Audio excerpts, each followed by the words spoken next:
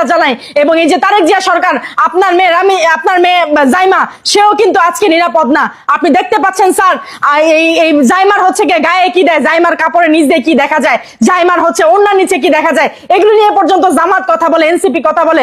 আপনি যদি আজকে এখান থেকে বিচার করতেন, আজকে এই ফারজানা আপা পর্যন্ত এগুলি হতো না।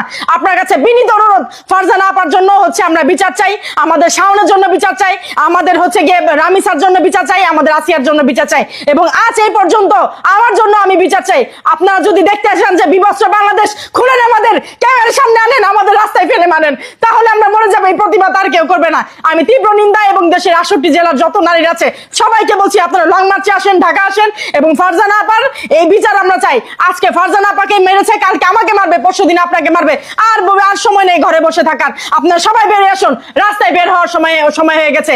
যেদিন গণভবনের প্রধানমন্ত্রী শেখ হাসিনার ওনার আন্ডারগার্মেন্টস নিয়ে উল্লাস করে, সেদিনই আমাদের সবকিছু ভুলণ্ঠিত হয়েছে, সেদিনই আমাদের স্বাধীনতা হারিয়েছি, সেদিনই আমাদের ইজ্জত হারিয়েছি, সেদিনই আমাদের 71 সংগ্রাম আরম্ভ হয়েছে। এবং আজকে আগস্টের প্রথম দিন তারা এই কাজ কেন করলেন জানেন? কারণ আমরা নারীরা মিডিয়ার সামনে কথা বলি, শান্তা ফারজানা আপা কথা বলে, শাওন কথা বলে, আমি কথা বলি, আমাদের পিয়া জান্নাত কথা বলে, যাতে আমাদের এই নারীদের দাবিয়ে রাখা যায়। প্রথম দিন আগস্টের আপনারা ভয়াবহ আগস্টের ভয়াবহতা আজকে থেকে দেখবেন, আজকে থেকে আবার শুরু হবে।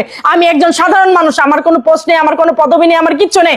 আমি কেন সাধারণ জনগণের জায়গা থেকে কথা বলতে পারবো না? কেন আমার টুটি চেপে ধরা হবে? কেন আমার গলা চেপে ধরা হবে? কেন আমাকে গালে থাপ্পড় মারা হবে? কি কারণে? এটা একটা গভর্নমেন্ট কান্ট্রি, 20 কোটি মানুষের জনগণের কান্ট্রি।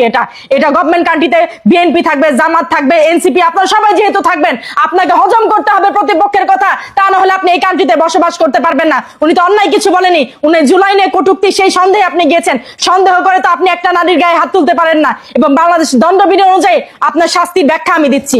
2002 এবং 2000 অনুযায়ী নারী নির্যাতন এবং হামলার অপরাধের জন্য কঠোর শাস্তি বিধান রয়েছে। সেটা 0.65 এবং 6.7 ধারায় অপরাধের ধরন বুঝে শাস্তিকে যাবজ্জীবন কারাদণ্ড এবং মৃত্যুদণ্ড এবং নির্দিষ্ট মেয়াদে জেল এবং অর্থদণ্ড হতে পারে। এই যে কোনো একটা দণ্ডে দণ্ডিত হতে হবে এই আয়াসকে, এই ছাপড়িকে। টোকাই আজকে গায়ে হাত তুলেছে, কালকে জাইমার গায়ে হাত তুলবে। আর যদি আপনারা বিচার করতে না পারেন, আমরা UNESCO, UNICEF, world women rights এর কাছে যাব। বিদেশ থেকে আমরা হচ্ছে কি আমাদের জন্য সহযোগিতা চাই।